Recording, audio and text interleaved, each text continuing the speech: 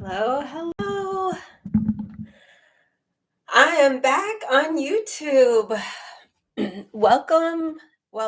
For those of you who don't know who I am, who haven't been here before, my name is Beth Hildebrand, CEO and founder of Resilient Stars Marketing. This is my channel. Welcome. If you've never been here before, this is where I share all the things that help shape my life for the better. So I'm so happy to be back here again with you today. I am recovering from COVID. Last week was kind of rough, but I actually was very pleased with the quiet time that I had. Give me time to think and reflect and come up with some really great ideas to help you along the way in your journeys. And right now, look, the world is pretty chaotic, but you don't have to be. It's time to shift, focus inward, break free from distractions, take control of our mindset. After finishing my last 30-day live challenge and recovering from COVID last week, I've been reflecting on how we could forge ahead, no matter what's happening around us in the world. Today, I'm launching a new 30-day journey using a powerful book from 1938. And one to know, a lot of people know about this book, but it's understood by few. This book was published just as the Great Depression started to end. And I think that it's very appropriate for the time that we're in right now. Like the world is chaotic, no doubt. There's a lot of changes happening and occurring around the world. And it's easy for us to get our focus sucked into all the chaos and the changes, and it can be taxing on your mindset. And so today I'm going to announce this book and what I'm going to do for the next 30 lives. Now, I won't be going live every single day, but for the next 30 lives, I'm going to be going over this book. And many of you have heard it already, and I'll tell you what book it is here in just a few minutes. But I think this is really cool because this is something that has nothing to do with political unrest, sickness, uh, terrible weather, earthquakes, volcanoes, um, wars, starvation, or any of that stuff.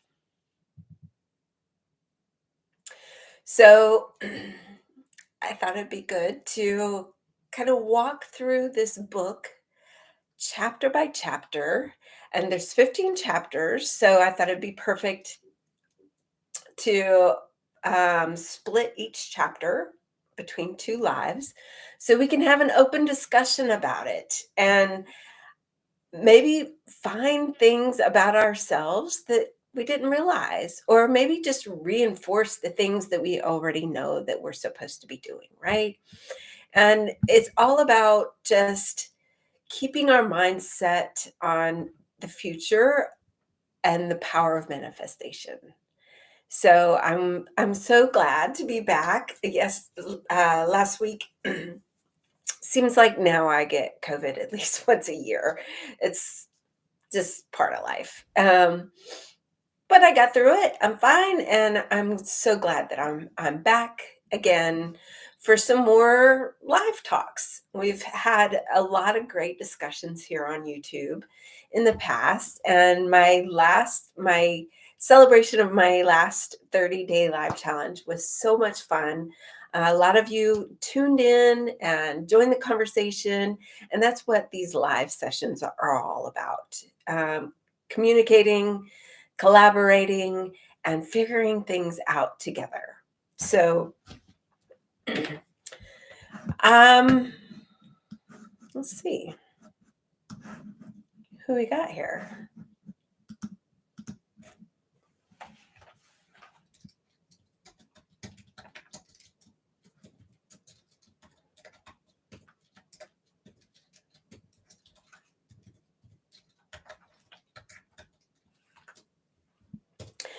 So, what I'm going to do is I'm going to introduce you to this book, and I'm just going to read parts of it and have an honest discussion about it because this is something that's medicine for our minds.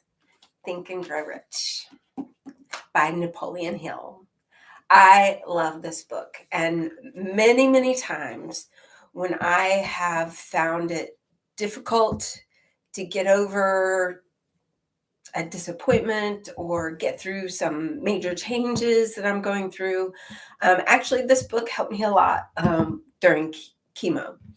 Kept me company on days where things got really dark. So this is something that has helped me along the way. And I know that its power has helped many thousands of people find success in what they're doing. So that's what we're going to do. We're going to walk through this and see where it goes. Starting with chapter 1, starts with a story about Thomas Edison, the man who thought his way into partnership with Thomas Edison. This is a really cool story because this was back in what year? I'm not sure if this says what year. But anyways, Thomas Edison was an inventor. I mean, anybody and everybody knows who Thomas Edison is, right? He invented a lot of things that we use here in everyday life. But this particular person, what's his name? Hold on. Edwin C. Barnes. Edwin had it in his thought that he wanted to work under the guidance of Thomas Edison. And he didn't know how. He didn't have the education. He didn't have training. He wasn't a scientist. He didn't have the rapport to actually work under Thomas Edison. But he found a way to have a conversation with him. So I'm going to read a little bit of that. Let's see. Where do I want to start? One of the chief characteristics of Barnes' desire was that it was definite. He wanted to work with Edison, not for him. Observe carefully and the description of how he went about translating his desire into reality, and you will have a better understanding of the 13 principles which led to his riches. When this desire or impulse of thought first flashed into his mind, he was in no position to act upon it. Two difficulties stood in his way. He did not know Mr. Edison, and he did not have enough money to pay his railroad fare to Orange, New Jersey. So he didn't know Thomas Edison, and he didn't have money to get to where he was. So these difficulties were sufficient to have discouraged the majority of men from making any attempt to carry out this desire. But his was no ordinary desire. He was determined to find a way to carry out his desire that he finally decided to travel by blind baggage rather than be defeated to the uninitiated. This means that he went to East Orange on a freight train. So he couldn't buy a ticket, so he just jumped on a freight train. He presented himself to Mr. Edison at the laboratory and announced he had come to go into business with the inventor, Thomas Edison. And in speaking of the first meeting between Barnes and Edison years later, Mr. Edison said, he stood there before me looking like an ordinary tramp, but there was something in the expression of his face, which conveyed the impression that he was determined to get what he had come after. And I learned from years of experience with men that When a man really desires a thing so deeply, he's willing to stake his entire future on a single turn of the wheel in order to get it. He will surely win. I gave him the opportunity he asked for because I saw he had made up his mind to stand by until he succeeded. Subsequent events proved that no mistake was made. Just as young Barnes said to Mr. Edison on that occasion was far less important, that which he thought Edison himself said so. It could not have been the young man's appearance which got him his start in the Edison's office, for that was definitely against him. It was the thought that counted. If the significance of this statement could be conveyed to every person who reads it, there would be no need for the remainder of this book. Barnes did not get his partnership with Edison on his first interview. He did get a chance to work in Edison's office at a very nominal wage, doing work that was unimportant to Edison, but most important to Barnes because it gave him an opportunity to work with Edison and display his merchandise where his intended partner could see it. Months went by. Apparently, nothing happened to bring the coveted goal which Barnes had set up in his mind with his definite major purpose, but something important was happening to Barnes's mind. He was constantly intensifying his desire to become the business associate of Thomas Edison. Psychologists have correctly said that when one is truly ready for a thing, it puts in its appearance. Barnes was ready for a business association with Edison. Moreover, he was determined to remain ready until he got that which what he was seeking. He did not say to himself, "Oh, well, what's the use? I guess I'll change my mind and try for a salesman job instead." But he did not say that. I came here to go into business with Edison, and I'll accomplish this end if it takes the remainder of my life. He meant it. What a different story a man would have to tell if only they would adopt a definite purpose and stand by that purpose until it had time to become all-consuming obsession. Maybe young Barnes did not know in this time, but his bulldog determination, his persistence in standing back of a single desire was destined to mow down all opposition and bring him opportunity he was seeking. When the opportunity came, it appeared in a different form and from a different direction that Barnes had expected. That is one of the tricks of opportunity. It is only a sly habit of slipping in by the back door, and often it comes disguised in the form of misfortune or temporary defeat. Perhaps this is why so many fail to recognize opportunity. Mr. Edison had just perfected a new office device known at that time as the Edison dictating machine, now the Ediphone. His salesmen were not enthusiastic over the machine. They did not believe it could be sold without great effort, and Barnes saw his opportunity. It now crawled in quietly, hiding in a queer-looking machine which interested no one but Barnes and the inventor. Barnes knew he could sell Edison's dictating machine. He suggested this to Edison and promptly got his chance. He did sell the machine, and in fact, he sold it so successfully that Edison gave him a contract to distribute and market all over the nation. So this machine, Edison invented what was it called again? The Ediphone. All the salesmen couldn't sell it, but Barnes saw this as an opportunity. He said, I could sell it. And he did. The business association grew, the slogan made by Edison, installed by Barnes. The Business Alliance has been in operation for more than 30 years. Out of it, Barnes has made himself rich in money, but he has done something infinitely greater. He proved that one really may think and grow rich.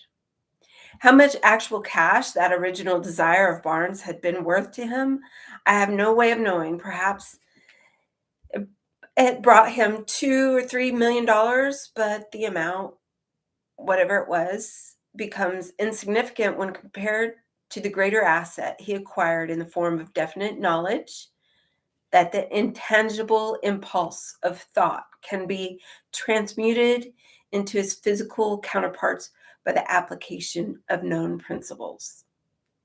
Barnes literally thought himself into partnership with the great Edison. He thought himself into a fortune. He had nothing to start with except the capacity to know what he wanted and the determination to stand by that desire until he realized it. He had no money to begin with. He had but little education. He had no influence, but he did have initiative, faith, and the will to win. With these intangible forces, he made himself number one, man with the greatest inventor who ever lived. Now, let us look at a different situation and study a man who had plenty of tangible evidence of riches, but lost it because he stopped 3 feet short of the goal he was seeking. Now, this next story is pretty mind-blowing. And it's a pretty long story, so I don't mind reading it, and we're just hanging out, and most of you will catch this on the replay. So if you've never heard of this book, Think and Grow Rich, I highly advise you to get this. You could read it over and over and over again. I find new things that I can utilize out of this book every time I read it. So it's an amazing transformational book that will help you get through almost anything, I assure you. So I'm going to continue on reading, and if you've never read this book, maybe you could just listen to these videos and you'll get the benefits out of it as well. So I continue on to the next story. 3 feet from gold. One of the most common causes of failure is the habit of quitting when one is overtaken by temporary defeat. Every person is guilty of this mistake at one time or another. How many times do you think you've worked so hard towards a goal just to make you feel defeated over and over again, so you walk away from it? You never know. You could have just been at the very edge of discovering your true purpose and huge success. So don't ever stop. When you have a thought, an idea in your mind, follow through with it. Don't worry about what other people think of it. You had that thought or that idea because it was meant for you. Just don't give up. That's all you have to do. Just don't give up. You will find a way. All right, so here's the next story. An uncle of R.U. Derby was caught by the gold fever in the gold rush days and went to dig and grow rich. He had never heard that more gold had been mined from the brains of men that had ever been taken from the earth. He staked a claim and went to work with a pick and a shovel. The going was hard, but his lust for gold was definite. After weeks of labor, he was rewarded by the discovery of the shiny ore. He needed the machinery to retrieve it, to bring the ore to the surface. Quietly, he covered up the mine, retracted his footsteps to his home in Williamsburg, Maryland. told his relatives and a few neighbors of this strike. They got together money for the needed machinery and had it shipped. The uncle and Derby went back to the work on the mine. The first car of ore was mined and shipped to the smelter. The return proved that they had one of the richest mines in Colorado. A few more cars of that one would clear the debt, and then come the big killing profits. Down went the drills, up went the hopes of Derby and Uncle. Something happened. The vein of the gold disappeared. They had come to the end of the rainbow, and the pot of gold was no longer there. They drilled on, desperately trying to pick up yin again, all to no avail. Finally, they decided to quit. They sold the machinery to a junk man for a few $100s and took the train back home. Some junk men are dumb, but not this one. He called in a mining engineer to look at the mine and do a little calculating. The engineer advised that the project had failed because the owners were not familiar with the fault lines. His calculations showed that the vein would be found just 3 feet from where the Derbys had stopped digging. Crazy, right? Most of the money which went into the machinery was procured through the efforts of R.U. Derby, who is then a very young man. The money came from his relatives and neighbors because of their faith in him. He paid back every dollar of it, although he was years in doing so. Long afterward, Mr. Derby recouped his losses many times over when he made a discovery that desire can be transmuted into gold. The discovery came after he went to the business of selling life insurance. Remember, he remembered that he lost a huge fortune because he stopped just 3 feet from the gold. Darby profited by the experience in his chosen work by the simple method of saying to himself, I stopped 3 feet from gold, but I will never stop because my men say no when I ask them to buy insurance. Derby was one of a small group of fewer than 50 men who sell more than $1 million in life insurance annually.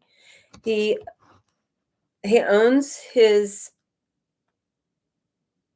stickability to the lessons he learned from his quitability in the gold mining business. Before success becomes into any man's life, he is sure to meet with a much temporary defeat and perhaps some failure. When defeat overtakes a man, the easiest, most logical thing to do is to quit. That is exactly what the majority of people do. More than 500 of the most successful men in this country has ever known told the author their greatest success came just one step beyond the point at which defeat had taken them over.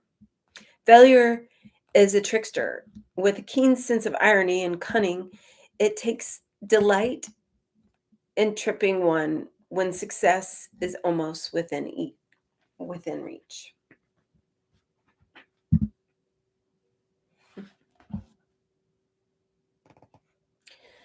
Now, shortly after Mr. Derby received his degree from the university, oh, no,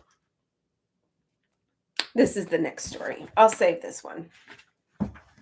Let's talk about that. So,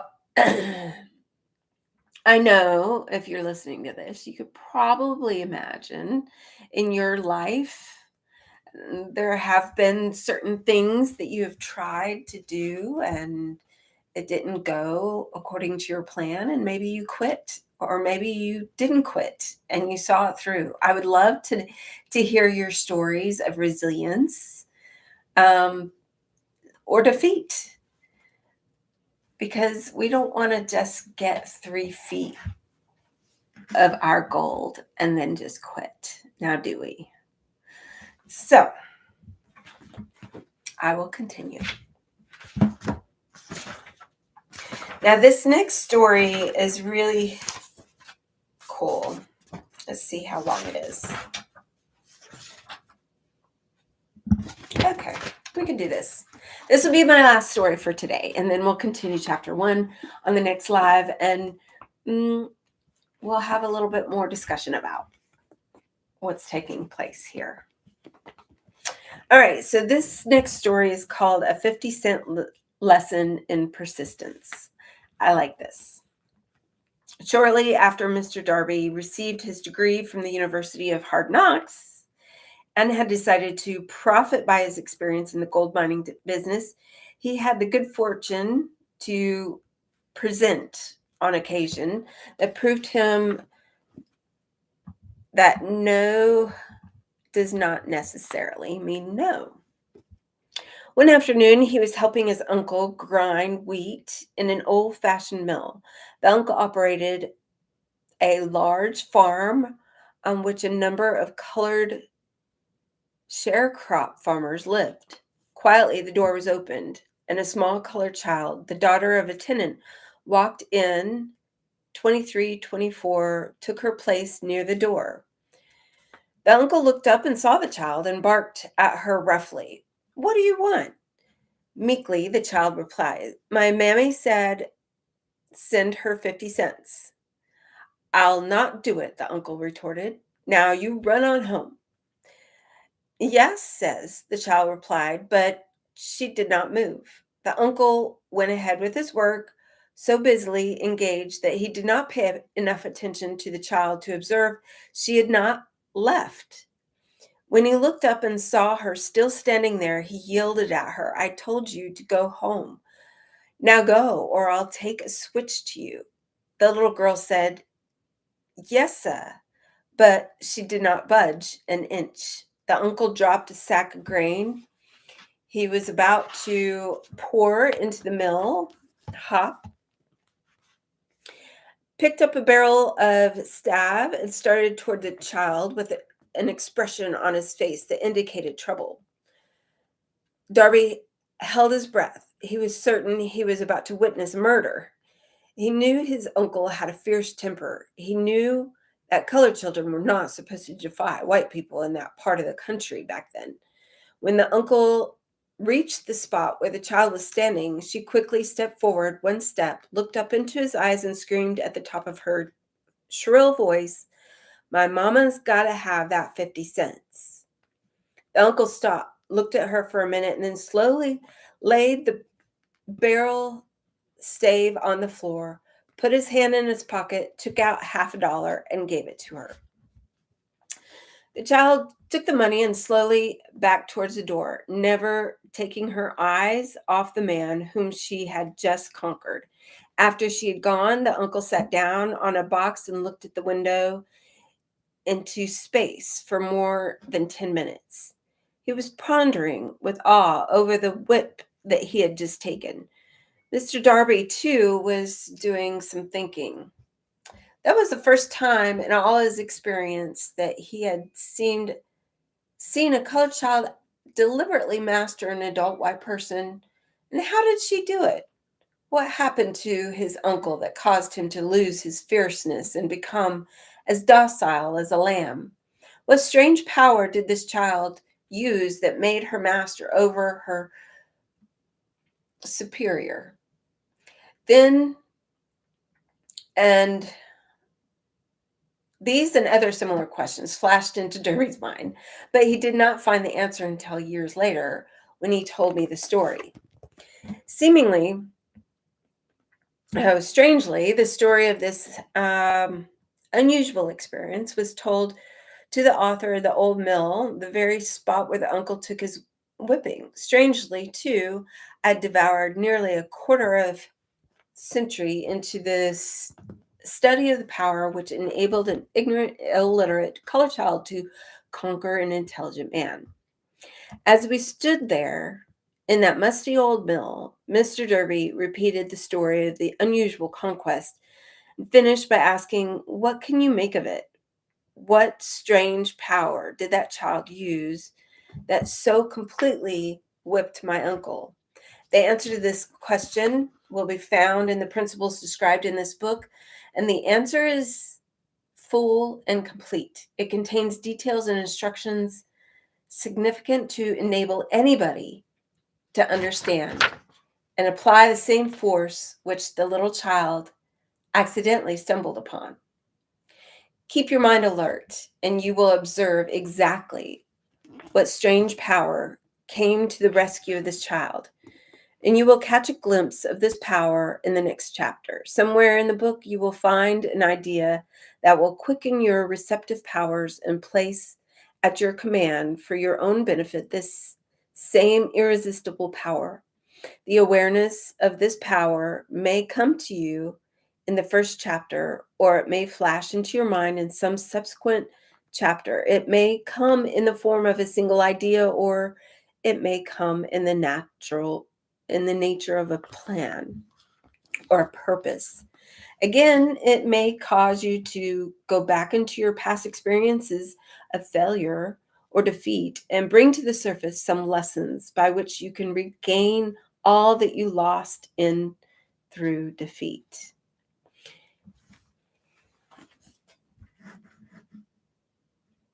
Hey, Pete, how are you?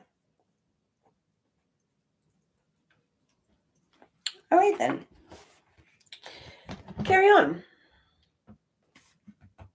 Mr. Derby pointed out every time a prospect tried to bow me out without buying, I saw that child standing there in the old mill, her big eyes glancing in defiance.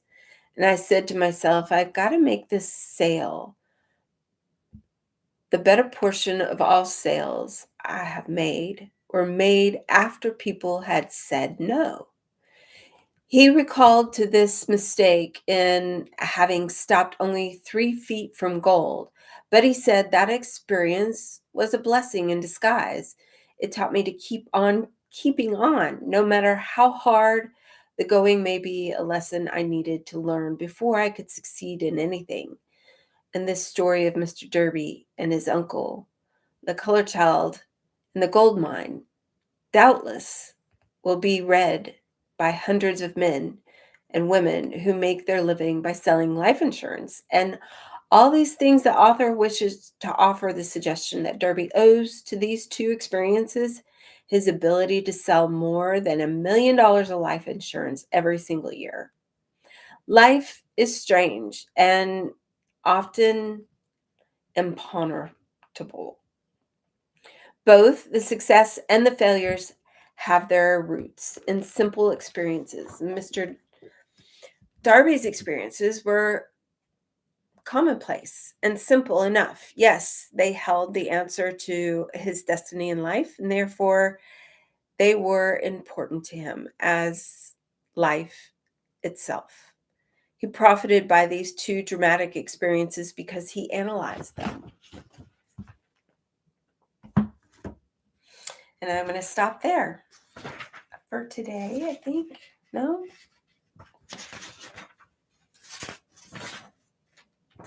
I'll keep going. Shoot, this is only going to be a replay video anyway, so I will continue.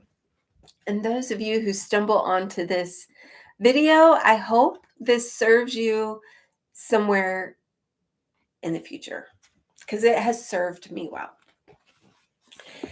And I continue. Where was I?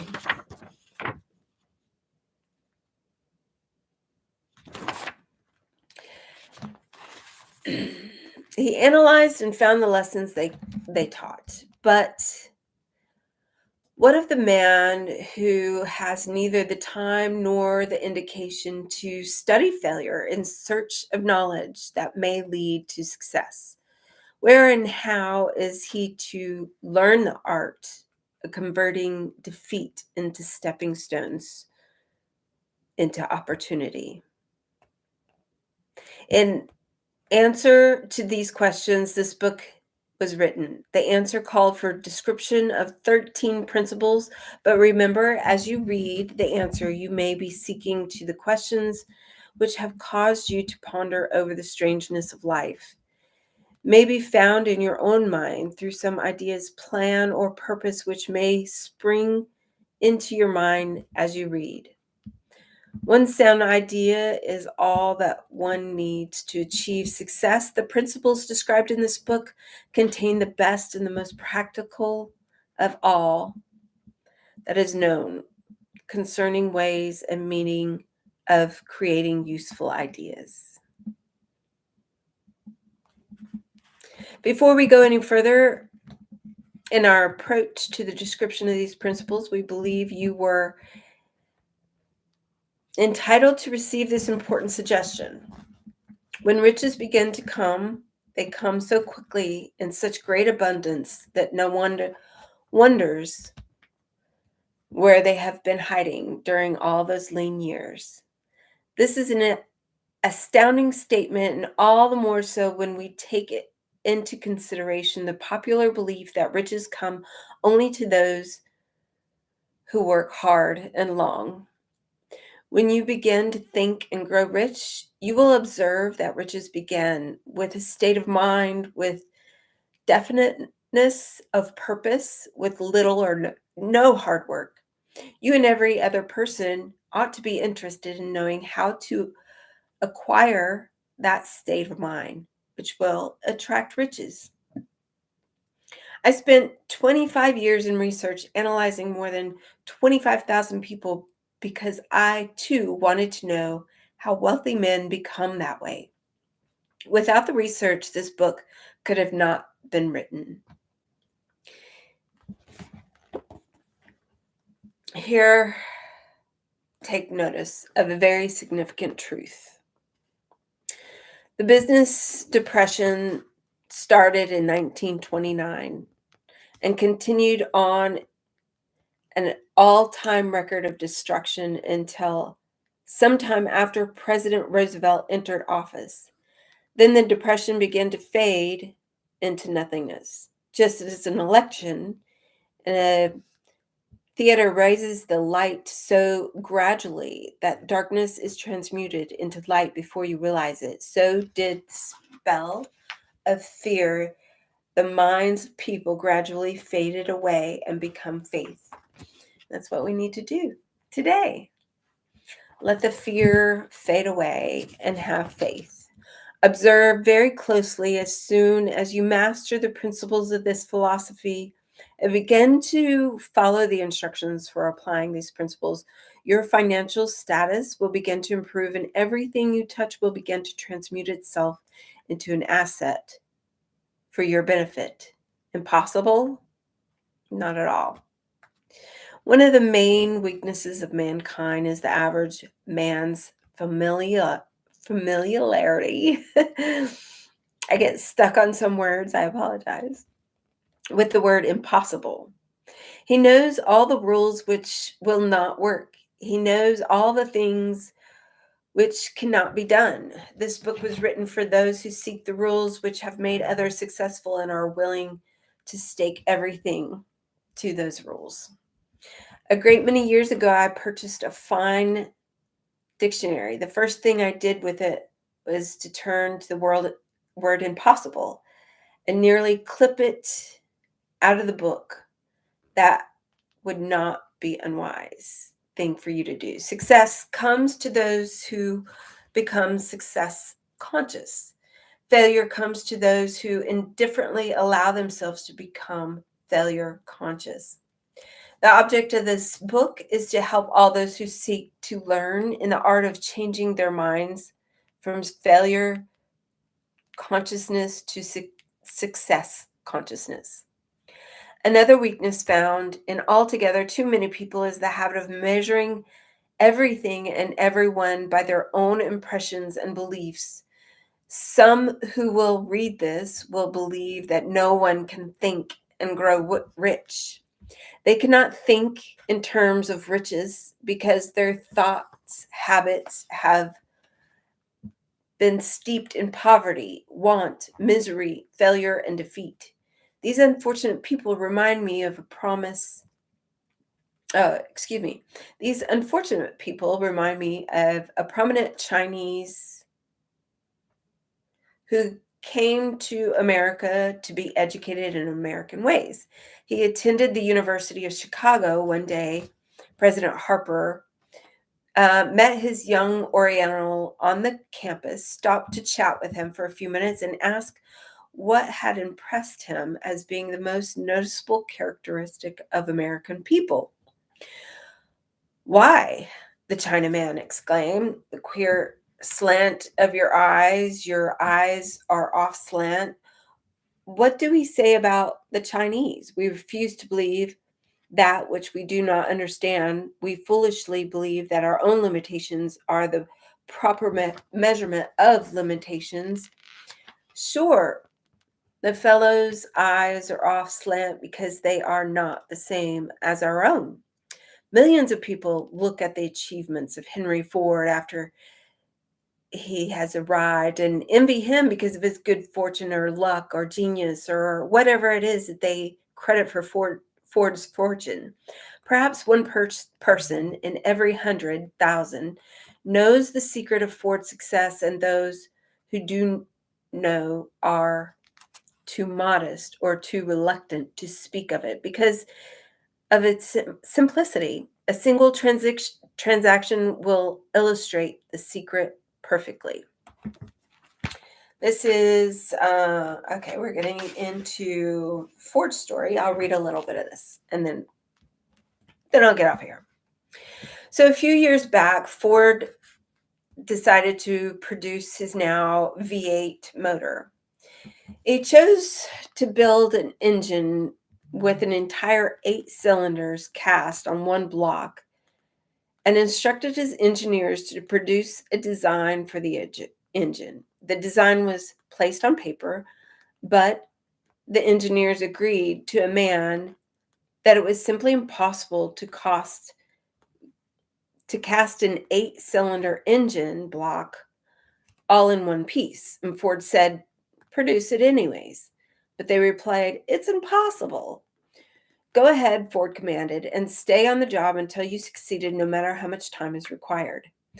The engineers went ahead. And there was nothing else for them to do. If they were to remain on the Ford staff, 6 months went by, nothing happened. Another 6 months passed, still nothing happened. The engineers tried every convincible plan to carry out the orders, but the thing seemed out of the question, impossible. At the end of the year, Ford checked with his engineers, and again they informed him they had found no way to carry out his orders. "Go right ahead," said Ford. "I want it, and I'll have it." They went ahead, and then, as if by stroke of magic, the secret was discovered. The Ford determination had won once more. This story may not be described with minute accuracy, but the sum and substance of it is correct. Deduce from it, you who wish to think and grow rich, the secret of Ford's millions. If you can, you will not have to look very far. Henry Ford is a success because he understands and applies his principles of success. One of these is desire, knowing what one wants. Remember this Ford story as you read and pick out the lines in which the secret of his stupendous achievement have been described. If you can do this, you can lay your finger on the particular group of principles which made Henry Ford rich. You can equal his achievements in almost any calling for which you are suited. You are the master of your fate, the captain of your soul. That's it for today. So, I hope those of you who tuned in and listened for 45 minutes, this book, Think and Grow Rich. I think it's great to have a lot of resources to turn to when it comes to making changes in your life or trying to get through certain obstacles in life, or just trying to improve yourself from the inside out. Find knowledge Knowledge is power, and we're not born with knowledge. We have to seek it out and truly believe in who you are and what you want to see come into your world, because it's absolutely possible. We are manifestors in this universe, and we can create the world that we want to see. So I appreciate you for taking the time to read with me and hear a little bit of this story from Napoleon Hill. And I hope you enjoyed it. Goodbye for now, and I'll be back on Monday for another live, and we'll see how this story goes. Bye for now. Stay strong, stay resilient, and please stay kind. Bye for now.